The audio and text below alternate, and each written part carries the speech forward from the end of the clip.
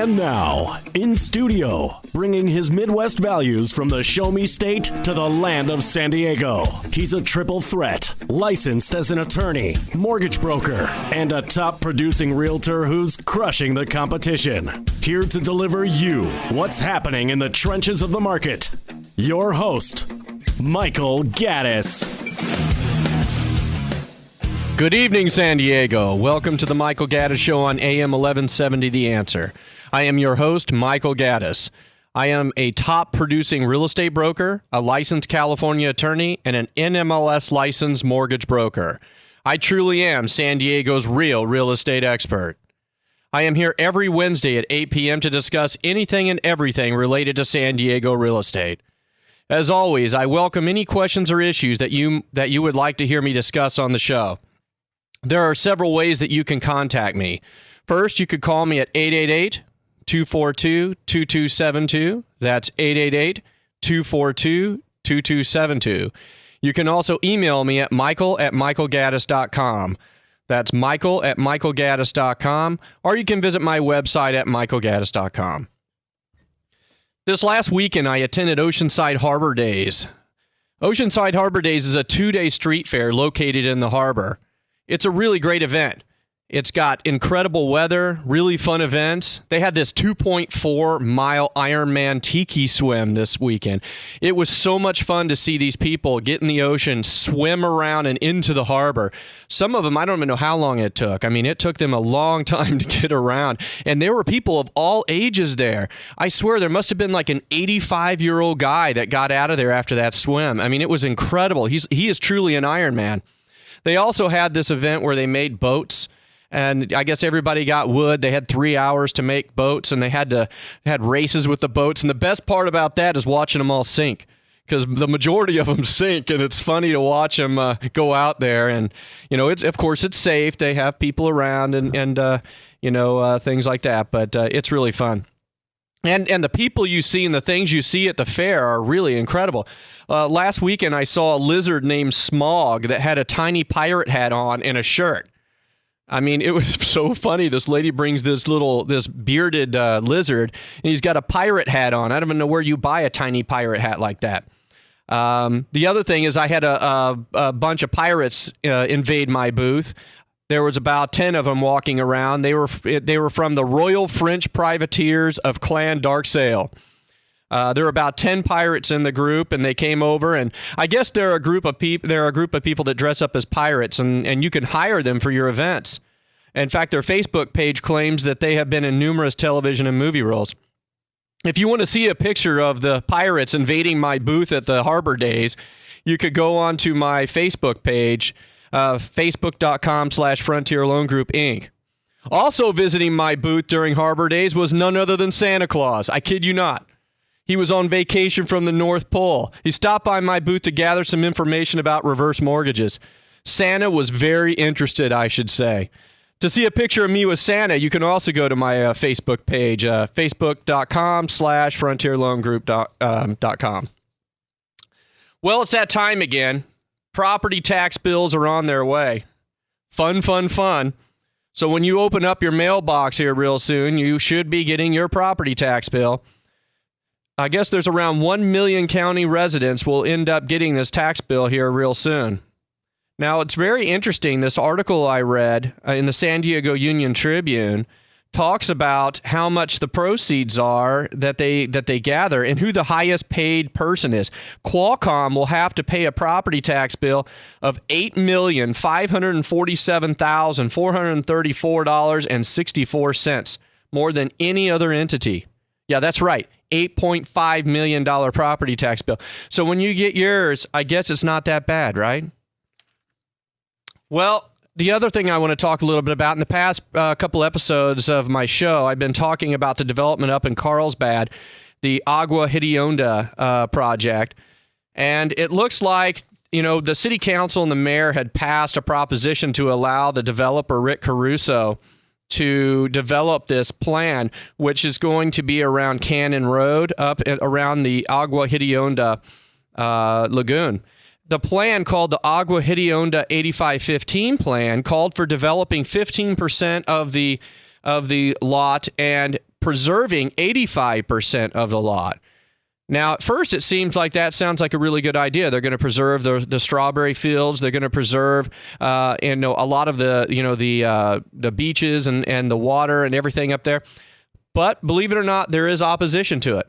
And there was an article online today that says Carlsbad opponents of a controversial lagoon-adjacent development have delivered referendum petitions with 9,000 signatures to the city clerk in a bid to have City Council's recent approval of the project overturned or placed before voters. Now, I have been asking for the last couple of weeks why people would be opposed to this particular project, because this particular project is going to bring Nordstrom's to Carlsbad and a lot of other high-end high-end retail establishments. So I was wondering who would be opposed and why, especially when the plan calls for such preservation. And as I mentioned last week, one of the things I particularly really like about the plan is the fact that the strawberry fields get to stay in place.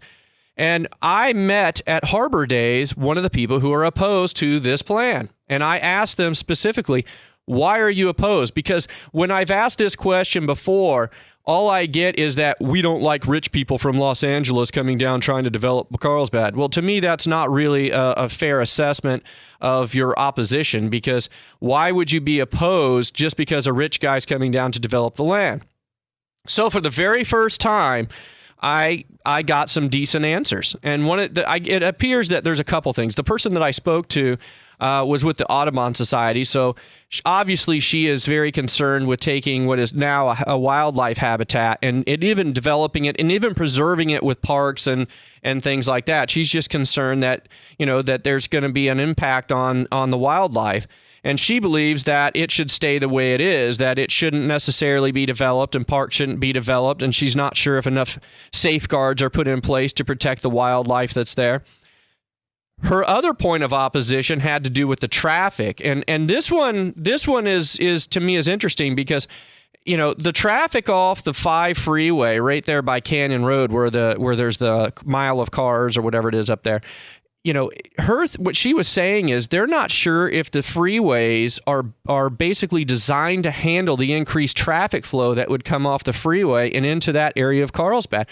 And probably of all the opposition's arguments, that might be the one that has the most credibility.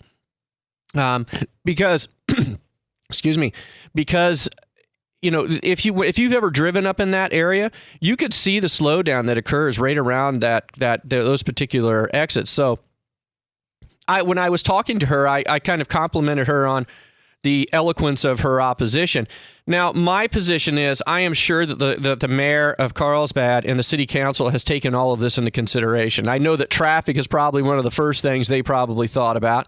We hired these elected officials to kind of, assume that they're going to represent our best interests and Carlsbad's best interests, and that they are going to perform their due diligence. So, I'm going to put my, kind of my feelings kind of with the pro department. But, I think that the process needs to be, to go to fruition. I think that, the opposition has a right to be heard, and if they have the right to sign a petition to, force it to a vote of all Carlsbadians, then they should have the right to do that. Now, whether I agree or disagree with their position is not really important. It's just the fact that they should have the right to be heard, as long as their arguments, in my opinion, are substantive and not just a lash out at a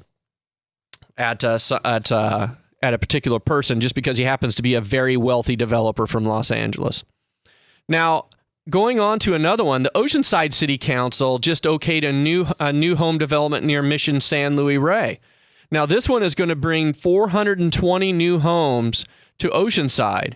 Now, Mission San Luis Rey is off the 76, and I am up there quite a bit. So my particular position on this is I'm not so sure I'm in favor of this particular development, because lately there has been a really bad traffic on the 76. It's been slowing down for whatever reason. I don't know if it has to do with the way that the lights are sequenced, or if it's just too much traffic up there. But adding 420 new homes right there is going to add a lot of traffic to the 76. And since it's already backed up a lot anyway, that concerns me a little bit. The next thing I want to talk about real quickly before the break is that real estate prices are drifting down in August. And that is something that I think that, I've seen in my own practice, and I know that a lot of other real estate professionals have mentioned to me, but they are definitely down. The numbers are now when you see reports, you're going to say, well, compared to last year, they're still up, which is true. The numbers are higher in August of this year than they were in August of last year. However, I think the problem is that if you take the numbers from July and compare them to August, there's a substantial decrease. And I think that decrease is going to continue downward. I think we're going to continue to downward spiral on that for a little bit. And there's a lot of things going on in the market right now that, new TRID rules and things like that. Anyway, up next, if you are resolved to short selling your house, what should you expect? You are listening to the Michael Gaddis Show on KCBQ AM 1170, The Answer.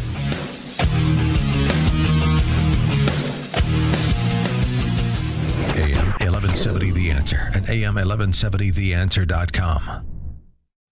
Craig Sewing here, host of The Craig Sewing Show. I want you to think in your head for a minute. How much money did you make last year? Here's a better question. How much money did you keep? In other words, how much of your hard-earned money was for you rather than giving it away to this inefficient government of ours? If you think the government's inefficient, I got a challenge for you. I'm going to challenge your efficiency with your tax plan. My good friend Doug Jennings, who you hear on KCBQ all the time, is a savant when it comes to tax planning. As Doug puts it, Craig, I've never even seen a tax return I can't improve. Doug can help you keep more of your money, help you improve your structure for your taxes, your business, your real estate, even your marriage. Why wouldn't you take a moment to get a free consultation? It can save you thousands, maybe tens of thousands of dollars. He's not really a friend of the IRS, but I'm a consumer advocate. I want him helping you. This is something you got to do. Visit JenningsTaxLaw.com for a free consultation on your tax plan. That's JenningsTaxLaw.com. You can thank me later. Doug is a great person, a great professional. He and his wife Peggy are friends of mine. I give him my highest recommendation, JenningsTaxLaw.com. Visit him today. Hey, Craig Sewing here, consumer activist. You hear me every day at 6 p.m. on KCBQ. My goal is to help you win in any marketplace. One of the things that applies to every single person that listens to our show and that's listening right now, you have a credit score, and more likely than not, it has inaccuracies on it. Nobody seems to understand how these things work. Here's what I can tell you. I have a credit expert that's a partner in the show named Aran Sinai. I call him the credit magician. If you've ever had any issues with your credit, you want to get your scores up, maybe a foreclosure, bankruptcy, or maybe just a collection. You know, the city of San Diego can send parking tickets to collections. Crazy. Well, bad credit's a choice.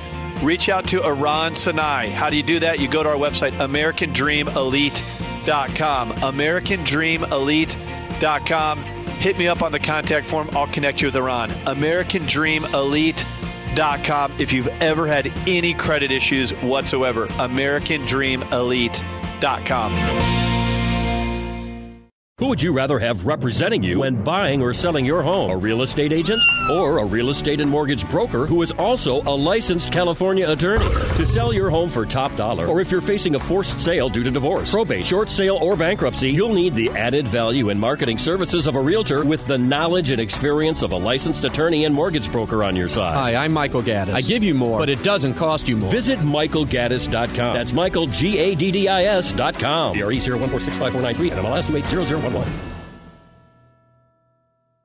Hi, this is AJ Gupta from the Gupta Legal Center. You've probably seen us on the American Dream TV show and the Craig Sewing radio show. We're honored to be featured as the exclusive real estate attorney and honored to be trusted by Craig and all of his top producing realtors. Our office was also featured as a super lawyer representing California's top 5% of attorneys. You may not know whether you need an attorney or not. My suggestion is you kind of have an idea whether there's a problem or a question. So I suggest if you don't know whether you need an attorney or not, give us a call. We're happy to pick up the phone, give you a call back, figure out what it is that you need to have addressed. If we can't or don't know the issue, then we can definitely point you in the right direction. Our phone number is 619-866-3444. That's 619-866-3444, and that's GuptaLC.com. GUPTALC.com.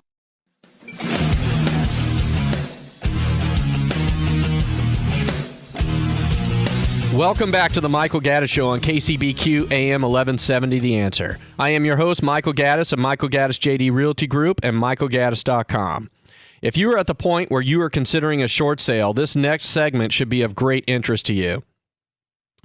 I know most of you know, I am, in addition to being a top-producing real estate broker, I'm also a licensed California attorney and an NMLS licensed mortgage broker. You know, my background, both in legal and finance, has really helped me assist distressed homeowners since basically the end of 2008, early 2009. And I will tell you that my legal background and knowledge and experience is invaluable when it comes to helping clients navigate through the short sale process. The bottom line is short sales are hard. They are not easy. Now, almost every real estate agent under the sun is going to tell you that they have done hundreds of these short sales and that they are the most qualified to help you with the short sale. I can assure you that's not true.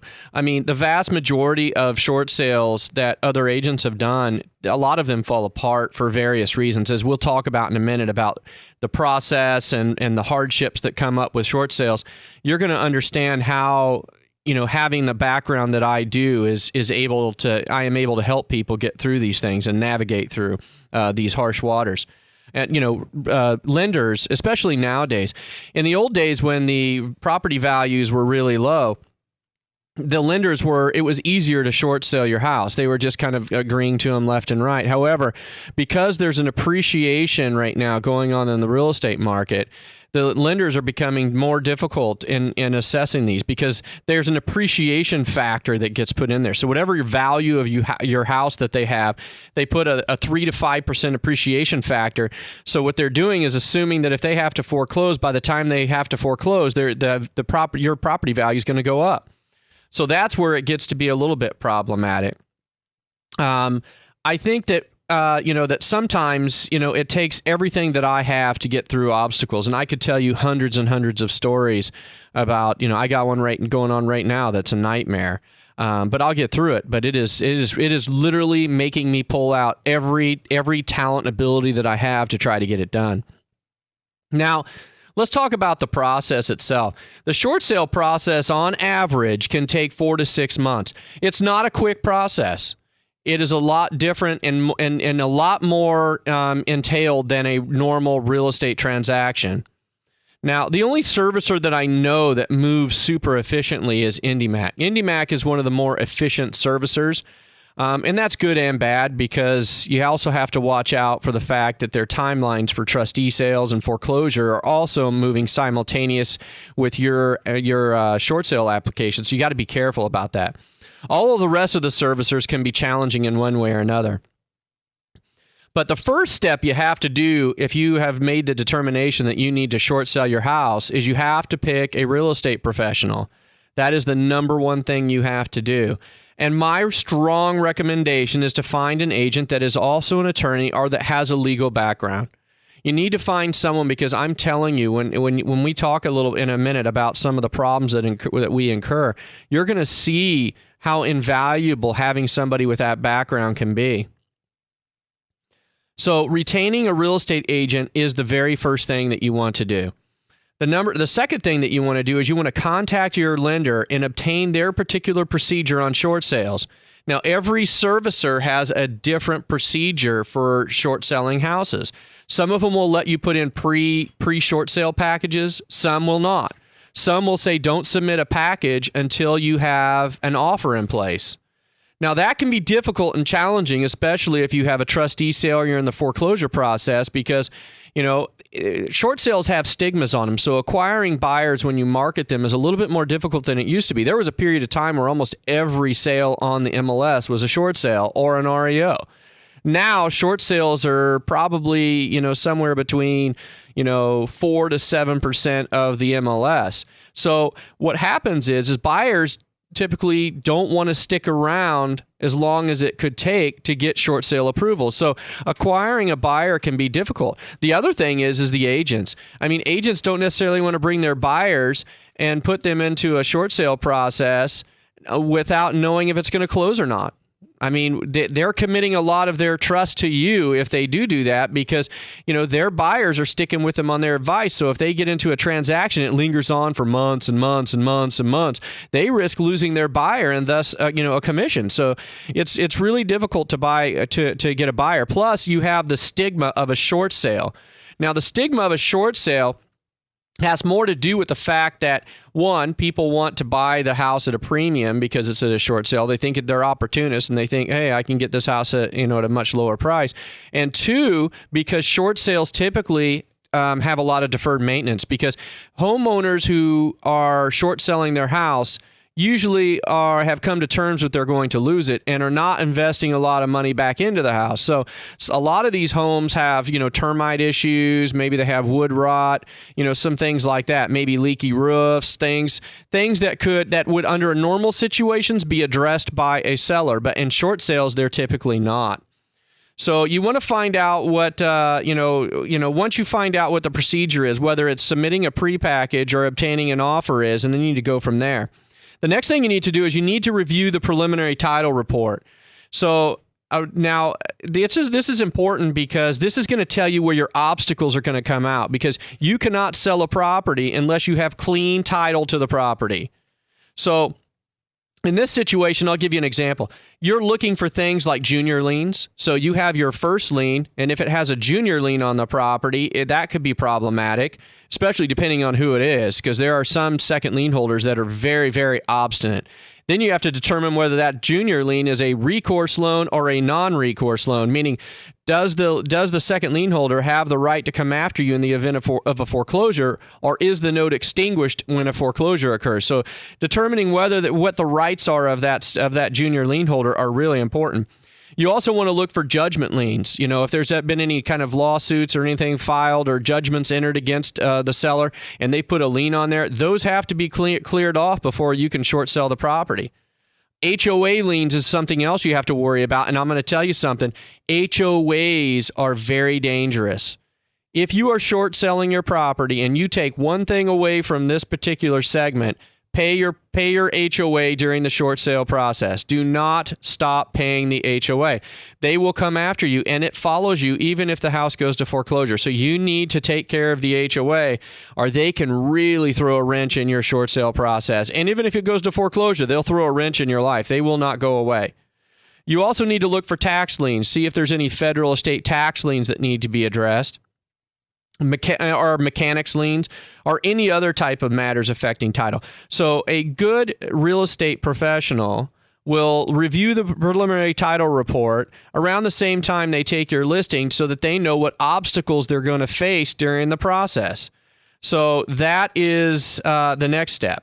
Then you list the property for sale. Once you have a pretty good idea of what you're facing, and to make sure that you can overcome those obstacles, because you don't want to get into the process only to find out that one of these judgment lien holders are just not going to budge.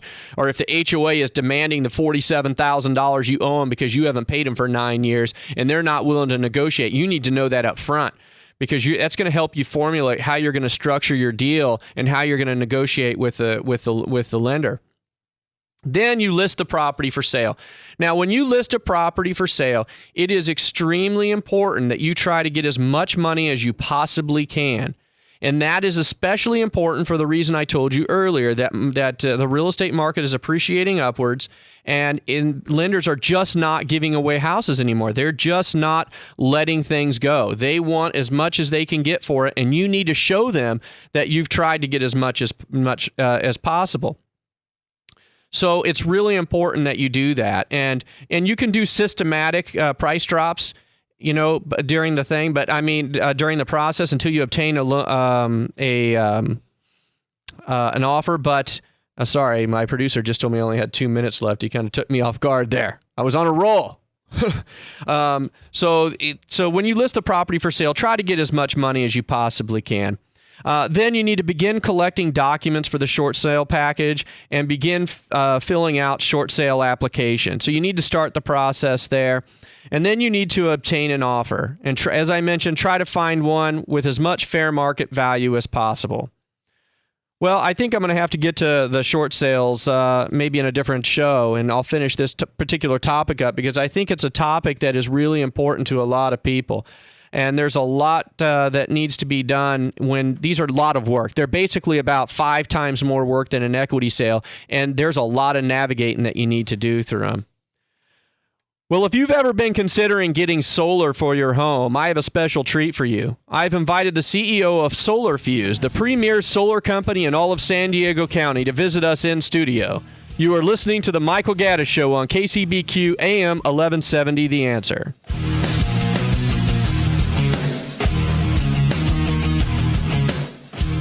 This is AM 1170, The Answer. Hey, San Diego, Craig Sewing here. Look, one of the things that nobody likes to hear is that they got bugs in their home. Almost all California homes have some sort of bug or termite problem. It's not a cool thing to have bugs running around your house, so I'm going to help you get rid of them. I want you to connect with Lloyd's Pest Control. These are our good friends of the Craig Sewing Show. They can help you. They've been in business, putting bugs out of business since 1931. They'll do a free inspection for you. If you want to get your biggest investment checked out, make sure there's not bugs or termites, go to LloydPest.com. That's LloydPest.com and get a free inspection of your real estate today. Did you know that you can make up to 6 times more with vacation rentals than with long-term leasing? By investing in vacation rentals and partnering with Vacasa, you can cash your check while we do all the work. Vacasa is a full-service vacation rental management company. We handle everything from guest marketing and booking to home maintenance and security. If you want more information about Vacasa, please visit online or call 503-305-4520. Again, that's 503-305-4520. Or visit Vacasa.com. That's Vacasa.com. Vacasa, vacation rentals made easy. Who would you rather have representing you when buying or selling your home? A real estate agent or a real estate and mortgage broker who is also a licensed California attorney? To sell your home for top dollar, or if you're facing a forced sale due to divorce, probate, short sale, or bankruptcy, you'll need the added value and marketing services of a realtor with the knowledge and experience of a licensed attorney and mortgage broker on your side. Hi, I'm Michael Gaddis. I give you more, but it doesn't cost you more. Visit MichaelGaddis.com. That's Michael, Gaddis.com. DRE 0146543 and MLS 80011. Going through divorce can be very stressful. It is important to know your rights. I'm attorney Ilona Antonian. I'm a certified family law specialist. For over a decade, I've been helping San Diegans win their divorce and custody cases. If you have questions about divorce, property division, child or spousal support, modification of orders, or find yourself in a custody battle, please call us at 619-696-1100. Find us online at expertdivorcelaw.com, where you can download our free divorce, mediation, and recovery guides that I hope you find useful.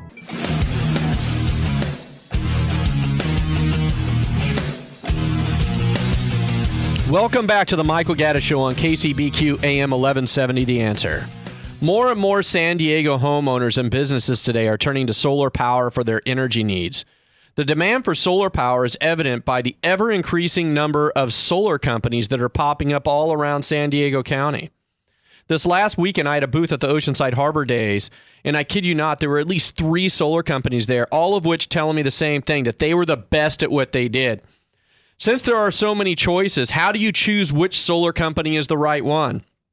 My special guest today is Fareed Hamidi and his son Ali, the owners of SolarFuze of SolarFuze.com, and that's SolarFuze.com, a San Diego-based solar company specializing in residential and commercial solar applications.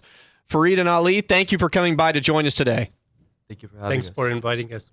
With so many solar companies out there to choose from, it can be very difficult to narrow the field. However, in my opinion, there's at least one way to thin the field of any industry. And I recommend this the same no matter, for what you're doing, including homeowners that are interviewing real estate agents. Examine the educational background of the people that are helping you. All things being equal, I will always pick education. Fareed, one of the things that makes SolarFuze different than most of your competitors is your educational background. Tell me a little bit about your educational background. Sure. Obviously, I'm an electrical engineer from San Diego State, and also my RMO, responsible managing officer as well. It's has electrical engineering degree with C10 license. So yes, we are with electrical backgrounds and someone who understands the technology that goes into solar. Well, I think having that kind of an expertise is important. I mean, you're not just some of those people who, used to do, roofing, and all of a sudden now they want to be solar contractors. You're an actual electrical engineer. And for those of you who do not know how much goes into becoming an engineer, I'm telling you, it's a lot of work to do that. And there's a lot of tests involved. Good for you. I've also heard about the quality of solar panels. Every solar company says that they have the best solar panels. What's the truth about solar panels? Obviously, solar comes in the U.S., the European, the Asia. Each one's claim that they have the best products. We've been using SolarWorld in the U.S. Seems like it's one of the most efficient one, and a lot of customers that we provide solution to, and they, we validate it every year. What they claim, they actually meet that.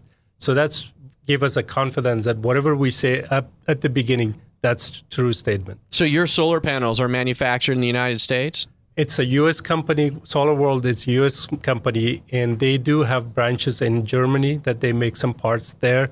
But in the past, they were making in the U.S. Well, how would you rate your solar panels? How would you rate them?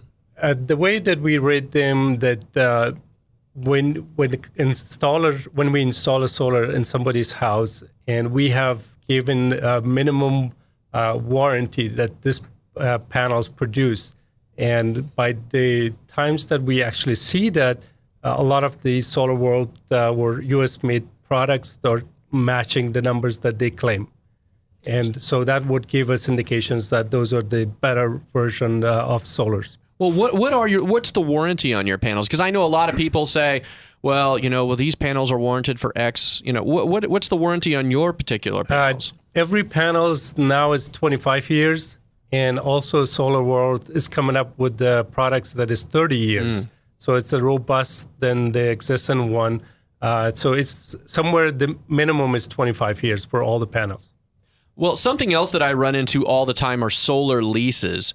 I have literally witnessed solar leases either destroy a real estate deal or force the seller to lower the price of a home to compensate for the fact that the solar lease on their house requires the new buyer to assume the lease. What's your opinion of solar leases? Obviously, the financial situation for every family is different. So some people, system works for one family, may not work for others. But the way we have seen our customers come into us in the past, typically the best option is if somebody can have a cash or tap on the cash, that would probably be number one option. Second one that we recommend, if people can get an equity line of credits, you can easily get something 3 to 4% interest on them. And that's the second option. The third option is a company called Aero, which is they finance 100% of the cost and they charge you 5 to 6%. So that's something that there's no qualification needed as long as you have a home, and that's by itself is qualified. And then lease is the last options, that if you want to get your solar system that you want a fixed rate so your electrical bill doesn't go up, that's the only options. But you're right, there are some drawbacks that we have seen from a lot of customers. So if they have other options, I would suggest that they explore those first, and then leasing be the last option. But what about the tax credit? I mean, if you get a solar lease, do you get the tax credit or do you have to purchase it? Well, in the past, that when you get a lease, the company who do the lease, they actually get all the rebates along with your equipment, part of the, your panels, part of their equipment, and they take depreciations of the first 5 years on that.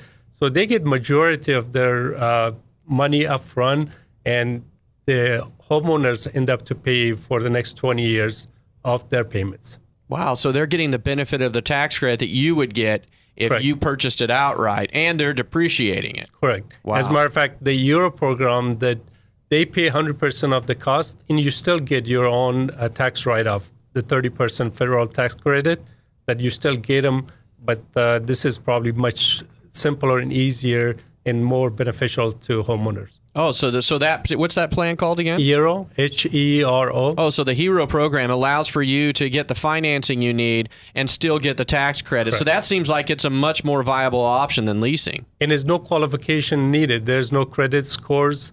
The only thing that you own a home and they automatically qualify for 10% of the home worth. Wow. Well, then another thing I keep hearing about is the debate surrounding net metering. What is net metering? Oh, that's very interesting. That in the beginning, SDG&E and quite a few other Edison and other utility company agree to have 5% of the solar be connected to the net, to the grid that they have.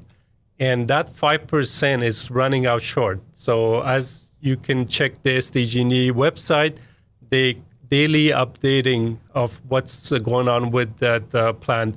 And from what we are seeing, that's getting very close. I would say 75% is already done. The next 25% that is going to be coming up, a lot of people claim that by the end of this year or early next year will be done. And that is a major task because with the existing net meters, it's you only pay 17 cents per day. So it's around $5 a month. Now that they are proposing that the $5 can change to a different rate, and the bracket that used to be 4 different bracket, that's also going to change. So that's going to be some changes to the homeowners that what they have today. What does that mean for people who are considering buying solar today? I mean, if they buy solar before that change goes into effect, what does that mean? Well, obviously that until the early next year when they finalize, they call it tariff 2.0. That will change the base rate. Right now, it's only $5. Who knows what's the next number is going to be and how much they're proposing. And also the rate used to be the individual only paid the lowest rate that it's on the bracket, but that's going to change too. So instead of 4 bracket, they're proposing 2 or 3 coming up. So does that mean that if I purchase a solar system, let's say next month, am I grandfathered in, or or does mine change when it changes in next year? No, as long as they claim that as long as that you can lock in to their systems, you still be able to get the current system as grandfather. But as tariff 2.0 take place, then it's going to change. Oh, I see. So the sooner the better that they will lock in the current rates. Oh, wow. So does that mean you should get solar sooner rather than later? Yeah, and we're seeing that our business is quadrupled this year, and that was probably one of the key factors that people want to lock in. Well, I was looking through your website, and I noticed that there are several different ways to install our solar system. I mentioned this because some homeowners don't want the solar panels on their roof or some other aesthetic reason why they don't want to install it. On your SolarFuze.com website, you mentioned placing panels above carports, over car patios, etc. It seems there are a lot of creative places to install a system. Can you explain some of the ways that homeowners can install a solar system? Sure. Obviously, everybody has different preferences for what they want. Some people want panels on the rooftop, sometimes they don't. So we have all different options. Within the SolarFuze, as you mentioned on our website, we talked about the ground mounting that we put in on the hillside, that it's beautiful and it produces powers while it doesn't interact with the house. We do canopy, carport. Obviously, for larger projects, we do have solar farms that we put it on the farms. So it sounds like you guys are pretty flexible on where you can put these panels. Correct. Yeah, that's great. So how long does a typical solar installation take? Usually take for us, somewhere in the range of 5 to 6 or even 8 kilowatt system that we do it within a day. So we start it in the morning, we be done in the afternoon. So how long does it begin, including the permitting? Because you have to get a permit for these, right? Yeah, so within SolarFuze, we tell the customers around 6 weeks. This is the process, and once they sign the document, the plan to start creating the plan for the projects. That plan usually takes 3 days, and then once we get that plan, we send it to the homeowner associations, because that's usually the longest one. Because homeowner associations typically have meetings once a month or twice a month. And if you miss the first one, then you have to wait for the next times, because it's a constructions review. And homeowner association has to approve. And then once they do, we take them back to the city.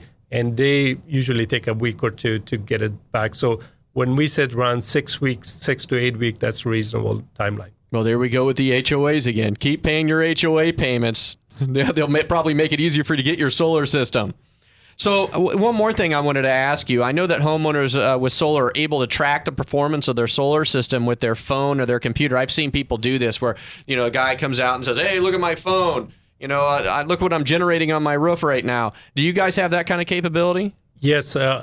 Fortunately, that a lot of these products comes in with the monitoring device that we install in their garage, which take all the data from the panels, report it to the net, which is databases created by the company who created the Envoy.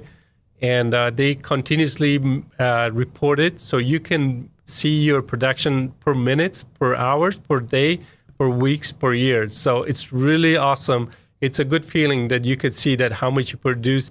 And also we have one layer more that we can actually see each panel, how each panel produce. If there's something went wrong with one panel, we can see that too. Well, that sounds great, and I want to thank you guys for coming in today because I'm getting the signal that we're low on time. You guys are going to have to come back and visit me again because I got a lot more questions I wanted to ask you guys.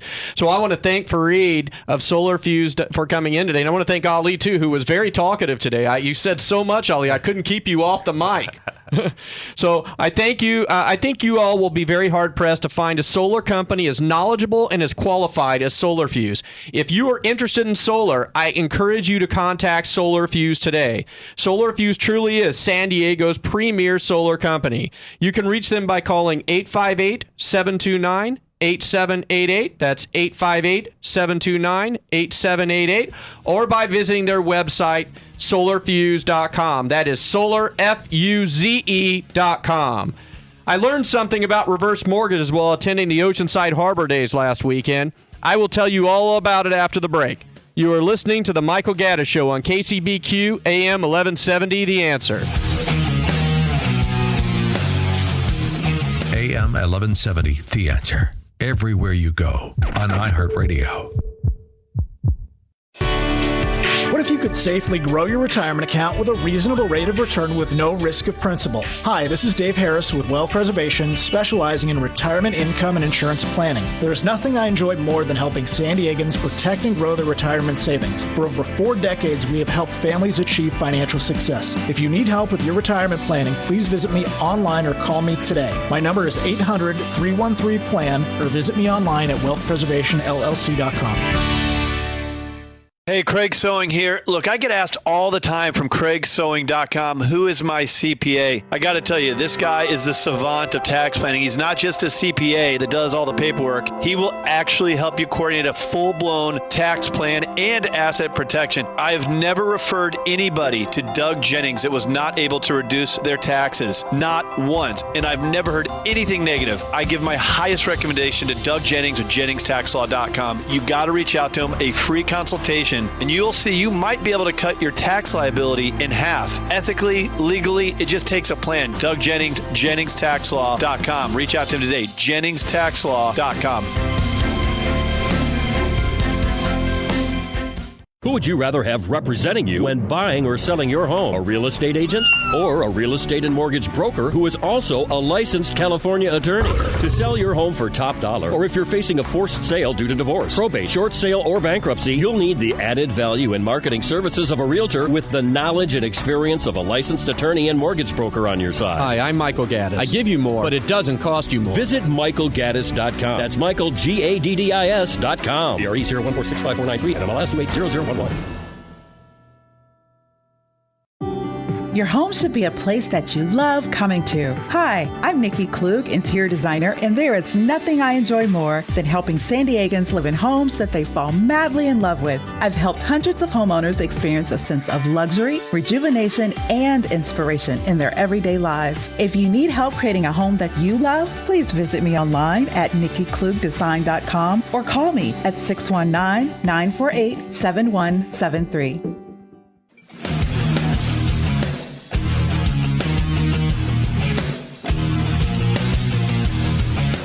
Welcome back to the Michael Gaddis Show on KCBQ AM 1170, The Answer. I am your host, Michael Gaddis of MichaelGaddis.com. I am also the CEO and NMLS license broker for Frontier Loan Group, Inc., or as we like to call it, FLG. FLG is licensed by the California Bureau of Real Estate, license number 01449152, NMLS ID number 345-305. I am also licensed by the California Bureau of Real Estate as a real estate broker. My broker license number is 014-33-800, and my NMLS license ID is 280011. At FLG, we handle all home financing programs, but we specialize in reverse mortgages. This past weekend, FLG was at the Oceanside Harbor Days, as I mentioned a lot today, because I had a really good time at that 2-day event. You guys really should go there next year, at Street Fair in Oceanside, California. FLG, we had a booth providing reverse mortgage information to anyone curious about reverse mortgages. I learned something very interesting while attending this 2-day event. What I learned is that a lot of children are very interested in reverse mortgages as a way to potentially put their parents in a better financial position. I have to admit, I was really pleasantly surprised by how many children and loved ones were curious about reverse mortgages as a means for help. I had so many people stop by my booth and just say, hey, my parents have mentioned this to me, and I'm just curious about learning some more information. And what I think I like the most about it is that they did so with an open mind. A lot of time, there's so many myths and misconceptions out there regarding reverse mortgages that I'm always prepared when the children come up to me that they're like, well, banks are trying to steal my parents' equity or my inheritance. But when I was at Oceanside Harbor Days, there were a lot of people coming up to me asking me questions about how they could help their parents. And I think that, the fact that there's so many, people out there curious about how this enigmatic loan product can really help them is really refreshing because, as I said, the obstacles that usually come into place with reverse mortgages are just a lack of understanding about what the product is. And then sometimes you have children who are opposed to the fact that the parent's equity is probably going to decrease with a reverse mortgage, and that concerns them. So the fact that I got so many people out there, just engaging me in conversation, talking about a lot of different things was really refreshing to me. Now, when I was there, I also got a lot of people that were asking questions. And again, the major misconceptions were coming to life. Number one, the bank has title to the property. If you get a reverse mortgage, my parents lose the title to the house. It becomes the bank's house. That is not true. I had to explain that many, many times. Your parents retain title to the property. It's like a regular loan. The bank doesn't have the title. You keep the title. The other thing that people were saying was that, well, when my parents pass away or when I pass away, the bank just takes the house, and all the equity. Now, it's funny because when I wrote for my website, Frontier Loan Group, I wrote a lot of the frequently asked questions. Sometimes, you look around and you try to see frequently asked questions on the internet and you say, okay, well, which questions does this particular company say is a frequently asked questions, and what does this other company say?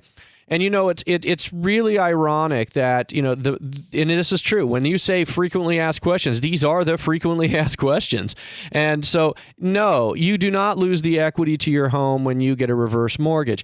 If you pass away and there is still equity left in the house, your beneficiaries either need to pay off the loan or they can sell the home and then pay off the bank, and whatever's left is theirs.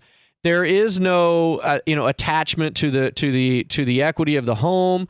There's nothing like that. And so, but there is such a misconception out there because everybody seems to have that friend.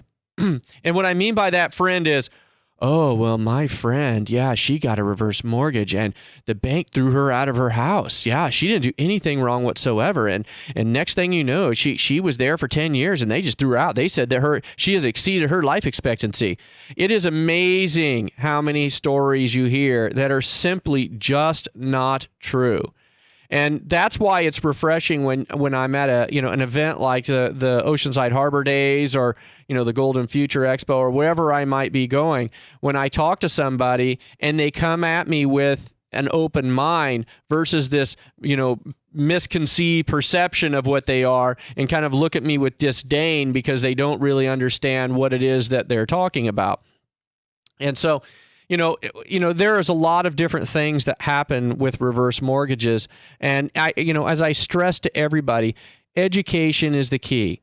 To me, these are simple programs because I understand them, but I do appreciate the fact that they can be confusing to others. But once you sit down and you really understand how a reverse mortgage works, it is rather simple. Basically what happens is, because this is another question I was asked, well, what happens to the payments? If you're not making payments on your house anymore, what happens to them? Well, what happens, it's a fully negatively amortized loan. Now, that's fancy talk for saying that your loan balance is going to go up because your payments are deferred. So what that means is when you have a loan, you're supposed to make a payment, right? Somewhere along the line, you're charged interest. Someone has to make a payment. In a reverse mortgage, the payment is added to the principal of your balance, of your unpaid principal balance. So your loan goes up. So that's where the payment goes. So your payment, you or your parent doesn't have to make a payment, because the loan is paying, your parent's equity is basically paying for it. So they can stay there as long as they want. So now that's the other thing that came up. Well, what if they exceed their life expectancy? What happens if they live longer than the lender thought they were going to live? Well, that's on the lender, because the lender has a bunch of very smart people that basically establish what the remaining life expectancy is for every individual. And that is very scary, isn't it, when you think about it, that people are quantifying our existence by putting numbers and amount of time. I mean, that just kind of freaks me out when I kind of think about that. According to statistical records, you have such and such time left. It makes me look at the clock all the time, and every time the clock ticks, I'm like getting a little bit more nervous. But what they do is they have these very smart people who go up there and determine how long the average person lives, and that's how they set it. Now, if you live beyond that, that's their loss. Basically, you just beat the statistics, and if you live there to be 115 years old, well, so be it. They cannot kick you out of the house. You can stay there until you pass away or until you vacate the home for more than 1 year. So let's say you have to go into the, a home to, a healthcare, extended healthcare, and you're unable to reside in your home continuously for a year. Well, at that point in time, then, you might have to sell the house because the loan could become due at that point, because it has to be an owner-occupied loan. So it's very important that you know that. The other thing you need to make sure you keep in mind with reverse mortgages is, and I plaster this everywhere on my website, and I plaster it on all my materials, is that people who have reverse mortgages have to continue to pay their their taxes and insurance and any ancillary costs of home ownership. So HOA, property upkeep charges. The homeowner is responsible for maintaining those. However, all principal and interest program, basically principal is non-existent. The interest gets tacked onto the principal. So let's give you an example. I had somebody who came to me this last week, and they had a $1,500 a month payment. They're on a fixed income. After they paid their bills every month, they had, I think it was $140 left. And that was, that included their food. So $140 left basically for entertainment. So, they could, for gas, for, going out to eat. $140 does not go very far for two people, 70-something years old. I mean, that's probably gas alone with the way gas prices are.